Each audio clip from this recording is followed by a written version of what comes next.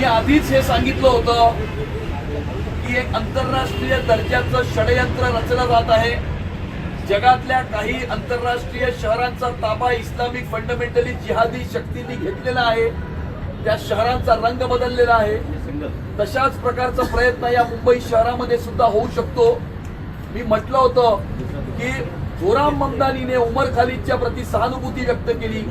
असा उमर खालिद ज्यांनी भारत तेरे टुकड़े होंगे इंशाअल्लाह इंशाअल्लाह हमें चाहिए आजादी हिंदुओं से आजादी अशा प्रकारच्या वल्गना केल्या होत्या। त्या उमर खालिदच्या प्रति जोराम ममदानीने सहानुभूती व्यक्त केली आणि आज असलम शेख जे काँग्रेसचे आमदार आहेत त्यांनी असं वक्तव्य केलंय की मुंबईचा महापौर हा जोराम ममदानी सारखा झाला पाहिजे। हा असलम शेख उद्धव मामून बरोबर सरकारमध्ये त्यांचा सहकारी होता।